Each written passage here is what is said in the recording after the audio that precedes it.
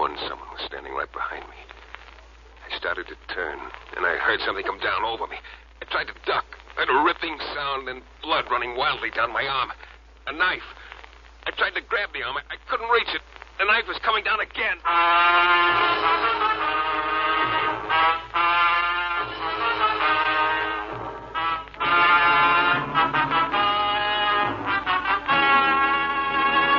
The New Adventures of Michael Shayne, Private Detective.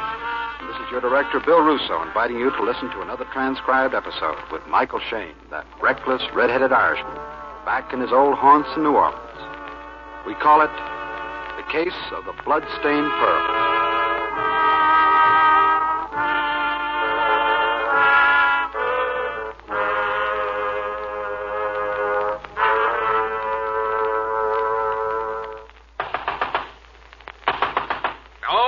Okay, I'm coming. Open up. Come on, open up. Next time, why not bring along an axe? Close the door quickly. See quickly, man. Where's the key? Key? I want you to lock the door. Now, look, I Papa. said I want you to lock the door, Mr. Shayne. Well, let's just snap the double lock for now, and hope for the best. Hey, where you going? I want to look down on the street. I'm sure they followed me. A crafty, scheming lot, I'll tell you that. Hey, who are you talking about, Pop? My friends, that's who. My dear, faithful friends. Faithful friends. They'd boil me in oil to skin me alive. Cut me to ribbons to find out the height. Hey, look, you better slow down. You're going to burn out a berry. Scallions, scallywags, cutthroats, licks, fiddles. And chicken inspectors. What are these friends of yours trying to find? None of your business. You just keep that nose of yours out of my affairs, Mr. Shayne. Hey, remember, you came to me. Oh, yeah. It's all so infuriating. Makes my blood boil, I swear it does. 3 dear friends. For 6 years we've shared the same little houseboat, same skimpy fare. We've watched 2,000 sunsets. Yeah. We've talked 10,000 hours of the night away. And now, Mr. Shayne, what are your rates for guarding a man's life and possessions? I kind of think I might be a little too rich for your blood, old-timer. Oh, a little too rich for my blood. Well, now. You do indeed. Well, Mr. Shayne. Look, I suppose you've come to that remarkable decision just by looking at me. Now, This just a tattered minute. coat, these patched pants, the cardboard my shoes. Too rich for my blood, huh? Let's shed a tear for me, poor old man Pete. I didn't mean to hurt your feelings, but Feelings? Why the feelings? I come here on business. My life's in peril, my possessions are in jeopardy. Despite your outrageous rates, I'll pay out of my meager savings. And just what are these possessions you want me to protect? Wait. Hey, leave those window shades alone. It's dark enough as it is in here. Stop at nothing. Absolutely nothing. And now, Mr. Shayne, now this is what I want you to protect. Yeah? The contents of this little leather bag. What? Yes, here's what this pitiful old man wants you to protect. Oh. Yes, Mr. Shayne, yes. This is what they killed me for. In the palm of my hand, I hold 3 pearls worth $1 million.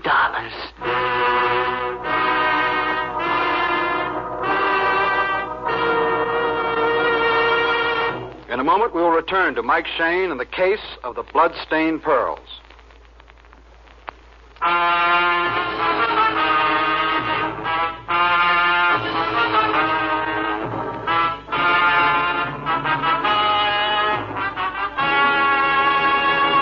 It had started like any other day.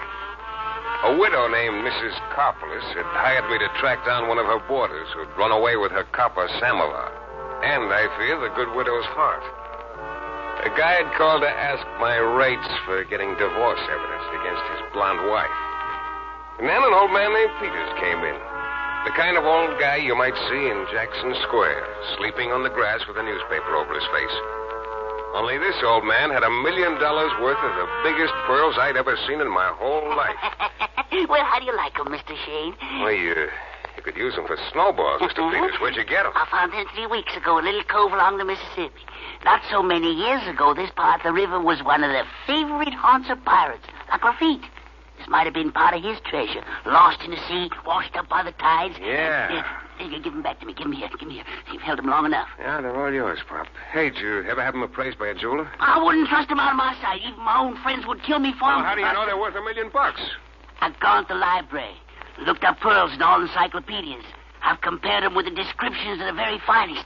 There is no comparison. Mine are the most beautiful pearls of them all, and they take them from me.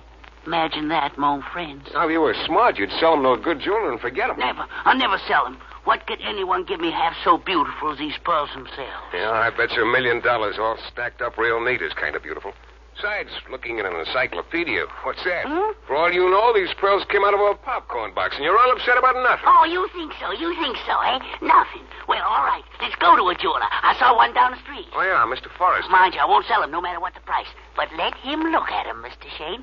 Let him tell you what they're worth.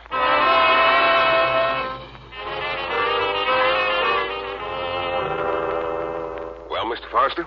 Well? Go on, tell us, Mr. Shayne, what they're worth. He thinks they might have come out of what was it? A popcorn box. Tell him, go on, tell him.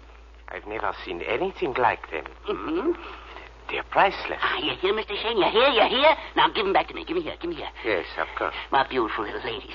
Now, Mr. Shayne knows your worth, yes? Now, he won't balk you with it. Well, what would you say they were worth, Mr. Forrester? Well, I wouldn't even try to give you an estimate, Mr. Shayne. Well, thanks, Mr. Forrester. Come on, Pop. Back to my office.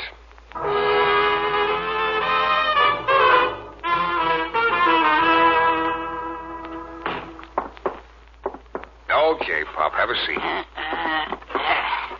Now, you take me seriously, Mr. Shayne. These people who you think are trying to take the pearls I from you... don't think. I know. They kill me for it. Yeah, all right. You say you live with them on a houseboat, huh? Yeah.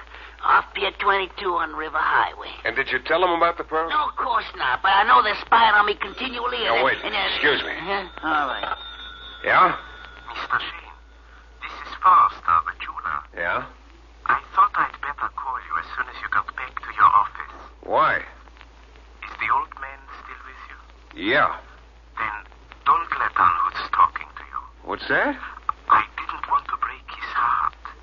I could see what the pearls meant to him, and as long as he never tries to sell them, well, why should we hurt him? You mean... They're paste, Mr. Shayne. Nothing but paste. At the very most, they are worth $5. Well, how do you like that? Shayne, I wish you'd hurry. I don't have all day. Yeah. Well, thanks. Thanks for calling. Goodbye. Now, Mr. Shayne, now we can talk business. I've already gotten the business. But go on, Mr. Peters.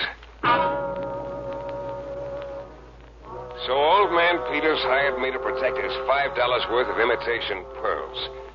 I overcame the real Shayne long enough to tell him he could pay me at the end of the month, by which time I was sure he'd be out of my hair. He left the office, and I forgot about him.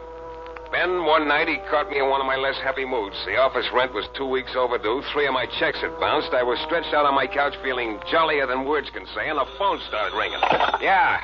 It's me again, Peters. Look, Peters, I wish you'd stop calling me. What kind of a detective are you, anyhow? Threatening for a day and night, and you wish I'd stop calling. Oh, what is it now? I know who's been following me. I saw today for the first time. Look, this is not good. It's bad for you, and it's bad for me. You come up to my office. I'm going to break it to you, gently. Well, break what to me? You just come on up, Pop. Don't you want to hear who was following me? You'll tell me when you get here. We'll trade little secrets.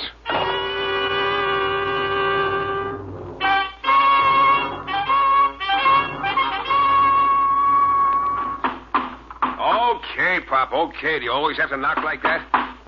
Look, if you break the glass, you're going to have to hawk all your pearls to pay for it. Come on in and... Shayne. Hey, Pop, what's wrong? Old man Peters was dead before he hit the floor. I don't know how he ever lived to reach my office. There were 4 bullet holes in his back. As he fell, his left arm flung out wildly, his left fingers doubled into a fist. I bent down to see what was in that fist. It was his most priceless possession, a bag of phony pearls. Before calling the cops, I put the pearls in my pocket, because now I was going to make it my business to find out who'd killed the old man. After the cops finished questioning me, I really felt beat. I went home to my hotel room and arranged my weary bones around the lumps in the mattress and drifted off to sleep. Then I had to drift right back again. Yeah. Hello. Mr. Shayne, this is Mr. Tompkins. Yeah, Tompkins. The watchman down at the office building. Oh, yeah. I thought I'd better call you. Well, what happened? Somebody broke into your office a while ago. Huh? When was this? Well, it must have been between my rounds. I heard something. I came and looked. Everything sure was torn to pieces. Fine. I hope they didn't get anything of value, Mr. Shayne. No, that's what makes it so wonderful to be poor. Good night. I hung up and and started going back to sleep. Just before I made it, I suddenly started thinking about the little bag of phony pearls that was right now in the rear pocket of her pants hanging over my dresser. All of a sudden, I wasn't nearly as sleepy as I thought. I reached for my cigarettes under my pillow, and then I heard the tiniest sound. Someone was trying to fit a key into my door. The tiny grating sound continued. A couple seconds more, and the door would open. I started for my gun on the dresser. I heard the lock snap back. I ran for the dresser. Oh! Dark, I stumbled over a chair. I heard a quick movement in the hall. I grabbed the gun and raced to the door. The hall was empty. Nothing but closed doors with numbers on them. The only sound was a guy in one of the rooms whimpering in his sleep. A nice, peaceful scene. 5 seconds ago, I'd been close enough to death to smell it. Who had it been? Who had Old Man Peters been afraid of? That was an easy one. His 3 pals on the houseboat. I remember how I'd laughed to myself when he told me they'd kill him for the pearls. Funny thing, I wasn't laughing anymore. I had the pearls now.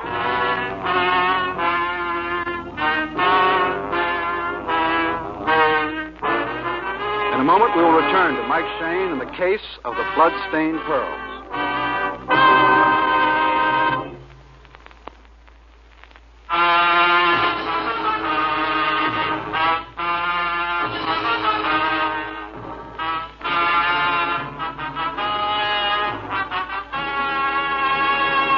It all started when a little old guy named Peters came to my office with a wild story of 3 pearls worth $1 million. Forrester, a jeweler, said they were worth $5 at the outside. Yeah, they were paste. Anyhow, somebody thought enough of the pearls to kill the old man.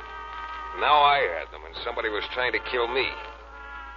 The next morning, when I went down to my battered old office, I found a telegram among the ruins. Would like to see you this evening regarding the death of our friend George Peters. And there was an address. It was dark by the time we got there. The cabbie had worn out 3 maps and his smiling disposition. 5 miles out of town, right in the middle of nothing. A rotting wooden pier sticking into the water maybe 20 feet. And at the end of it, a battered old tug. That'll be $2.75.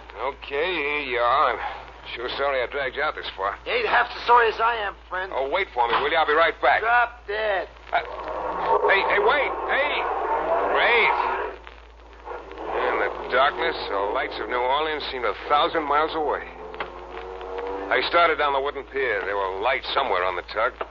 There didn't seem to be anything living around here, except the mosquitoes. I hopped onto the tug and started looking for somebody. And I heard someone singing. I followed the sound. Found a stairway leading down into the hold of the ship. The old guys were sitting on orange crates near a big pot-bellied coal stove. The one who was singing looked like Moses must have looked. Complete with a flaming red beard. Thank you, Brown. Just hearing it makes me feel a little better. Who are you? What do you want? I'm Michael Shayne. Shayne. What? Listen, Shayne. Brown? Mr. Brown was just singing poor Mr. Peters' favorite song. Old George never got tired of hearing it. What can we do for you, Mr. Shayne? I got a wire asking me to come down here. I sent the wire, Mr. Shayne. Where'd you come? Oh. My niece, Mr. Shayne. Why'd you send for him, Eve? To hear his side of it. His side of it. Mr. Peters died in your office, according to the papers, Mr. Shayne. Well, that's right, Eve. Papers also say they can't seem to find a motive for the crime. He wasn't robbed. They say they found his wallet and his watch. That's all they found. Oh, was there something else to find, Mr. Bryant? See, Eve, you see? Yeah. I think you better go, Mr. Shayne. Yeah, but I've got some questions to ask, too. Last night, It's somebody... a long, long trail of Hey, will you tell this winding guy to shut up? through the land. Get out, Mr. Shayne. Get out of my sight. I can take a hint as well as the next guy. Besides, there was something in old Brown's eyes when he turned on me. Or maybe it was the crazy red beard. Anyhow, all of a sudden, I wanted to be in the open air again. With the cab gone, there was nothing between me and New Orleans but a long, long trail of winding, like the man said. I started hiking down the road. Must have walked 2 miles before I came to the gas station. It was all locked up for the night, but there was a phone booth outside. I called for a cab. Then as I hung up, I'd have sworn somebody was standing right behind me. I started to turn. I tried to duck. I heard a ripping sound, a knife. I tried to grab the arm. Instead, my fingers closed around the blade. I felt the blade cutting into the flesh. There wasn't any pain, just a warm wetness. I couldn't reach the knife. I found his wrist with my teeth. I bit down hard. Hard! The knife hit the ground. Then I grabbed for the guy. My fingers closed around a handful of hair. He tore himself free, running off down the road. I just flopped down on the ground. After a while, I lit my cigarette lighter to take inventory of the wreckage. That was some mess. One hand looked like second-quality hamburger. The other hand was okay. It still held a fistful of hair. Red hair. Yeah, I'd just given Mr. Brown's beard a trim. The hard way.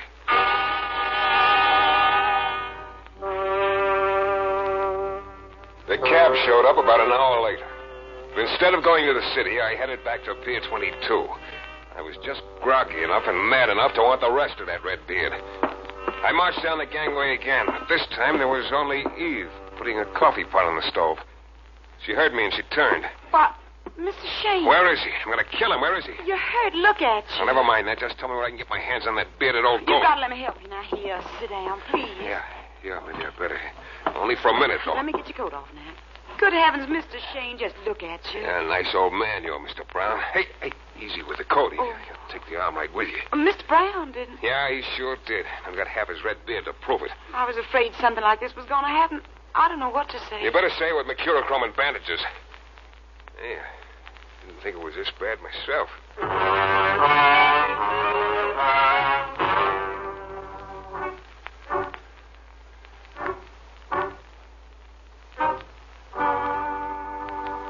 There.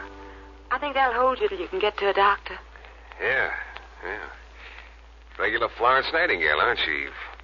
I mean, I bet you Florence never wore blue jeans and a green sweater. You still look pretty weak, Mr. Shayne. I'll get you a cup of coffee. Yeah, good idea. Of course, I like my mama's way better. Huh?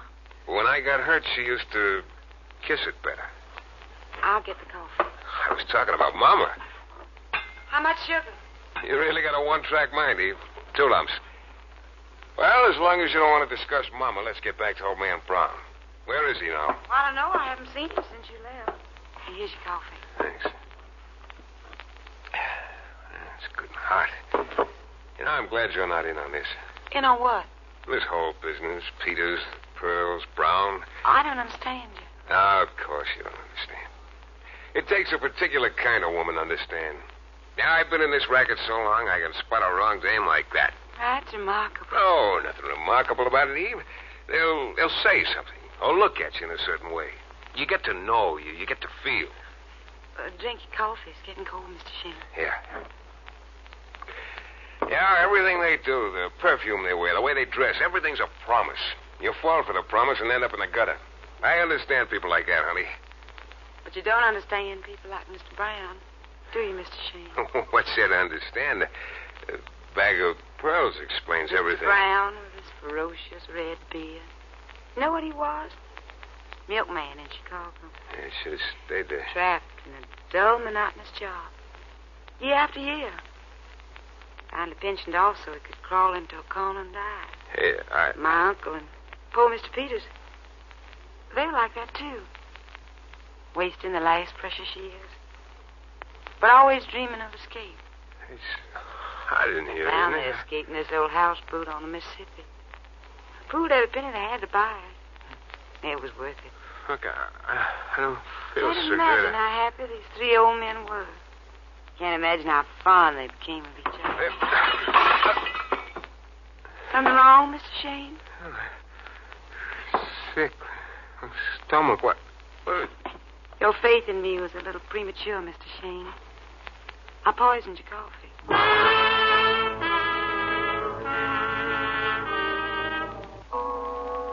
I started for the gangway, and then the gangway subdivided like something under a microscope, and there were 2 gangways. Then there were 4, and then there were gangways everywhere. I hung on to all the railings, tried climbing all the stairs, and then barring my way was Eve's uncle, Mr. Johnson, only it was a whole row of Mr. Johnsons, and They were all holding ancient guns.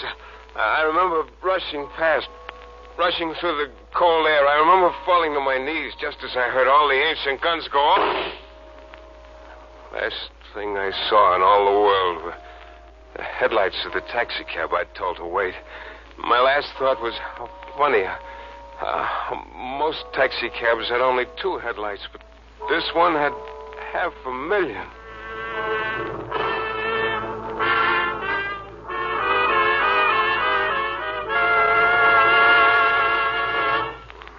Well, it looks like he's coming out of it, Doc. Yes, he's a lucky boy. Shane, you must have cornered the market on 4-leaf clovers. You had enough poison in you to... Take it easy, Mr. Shane. You're going to be all right. Who's this Eve? You keep talking. Eve, double-crossing dame. Oh! The cab driver who brought you here gave us the address. Now, look, you go to sleep, kiddo. I'll pick him up. Oh, wait for me. Hand me my pants, Doc. Mr. Shane, I absolutely won't be responsible for what Hand me happened. my pants. After what I've taken from those 3, I wouldn't miss a payoff if it took my last corpus. But, Mr. Shane... Will you hand me my pants? Inspector. Yeah? Since I'm the guy they ran through the meat grinder, would you let me finish it off my way? What do you mean, Shane? On the way out to the houseboat, I want to pick up a jeweler named Forrester. So we picked up Forrester. The poor guy was so scared to hear us pounding on his door at 2 in the morning, I thought he'd never live to make the houseboat. It was almost 3 when we got there, but Eve and Brown and Johnson were still up, sitting around the red-hot coal stove like they'd been expecting us right along. Eve jumped up as we clattered down the gangway. Mr. Shane, Mike, you're all right. Yeah, that coffee, it was better than tonic. You ought to bottle it, Eve. You really have something there. Mr. Brown, your beard doesn't look quite so flowing tonight. Okay, Inspector, take over. I'm arresting all 3 of you on the charge of murder. Murder? Before you take them away, I want to show them this. Yeah, kiddies, here's a bag of pearls. I had them on me all the time. Mike. Yeah, here's what you killed old man Peters No, for. Mike. Shut up. You and all that corny talk about friendship. The 3 old buddies sitting in the sun. Yeah, blood brothers until one of them found a bag of pearls. Then it was his blood. Don't you say that. Oh, I'm not through, baby. I'm just full of surprises. Like they say in the minstrel show, honey, you ain't heard nothing yet. Here's what you killed old man Peters for. $1 million worth of pearls. Mr. Forrester. Yes, Mr. Shane? Tell them what these pearls are really worth. 5 apiece. They're not worth $5. You hear that? That's what you shot the old man in the back for, a bag of phonies. And here's where the phonies are going, right where poor old Peter should have thrown them in the first place. Right into the stove. Right into the fire. Don't, Mr. Shane. Hey, Forrester, what's wrong? The fire will destroy them. You stupid fool. I've got to save them. Hey, get away from I the have stove. to save them. You'll burn. $1 million.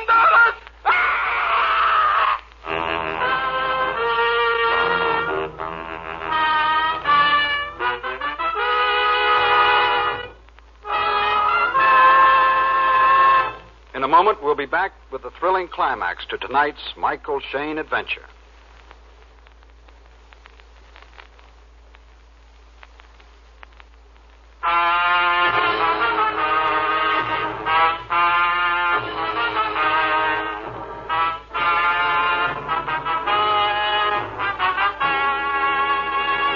Someone finally pulled Forrester's arm out of the fire. And while we waited for an ambulance, Forrester blubbered out the whole story. How he'd killed Peters for the pearls. How he'd come into the hallway of my hotel that night and would have killed me for them. How he'd have killed 1,000 times for such wonders as those priceless jewels. Now I'd destroyed them. I didn't hear much of it. I just flopped down and let my head fall on my chest. All that had happened was finally catching up with me.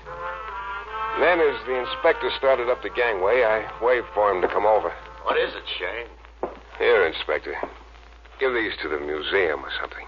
The pearls? Hey, I don't understand. Well, the way Forrester acted when we picked him up tonight got me to wondering. I thought, why take a chance? So all I threw into the fire was the cloth bag. Shane, you know there are times when I almost wish you'd joined the force. Yeah. With all my other troubles, that's all I'd need. Okay, kid. See you around, Mike. Yeah. Mike, Hmm? feeling better? Yeah, I feel beautiful. You thought we killed Mr. Peters for the pearls. Hmm. We thought you killed him for him. We love the old man so much, that's why we tried to kill you. You know, Eve, you can be arrested for that if I want to press charges, that is. Do you want to? Oh. At least it wasn't all wasted. At least I met you, Mike. Yeah, big deal. Well, I'd better be going. I'm pretty beat. Must you go, Mike? Mm-hmm. What cold air. This time morning, it'll cut right through you. And if I stay, what would you do to keep me warm? I'll make you a nice pot of coffee. Yeah. Good night, kid.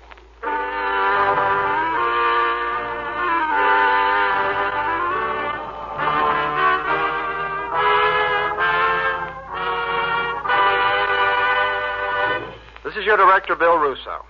Michael Shayne is written by Larry Marcus and based on characters created by Brett Halliday. Music is composed and conducted by John Duffy, and Michael Shayne is portrayed by Jeff Chandler. The Adventures of Michael Shayne is a Don Sharp production transcribed in Hollywood and distributed exclusively by the Broadcasters Guild. Next week, Mike Shayne, against his will, gets involved in an exciting story of romance and intrigue. I hope you'll be listening.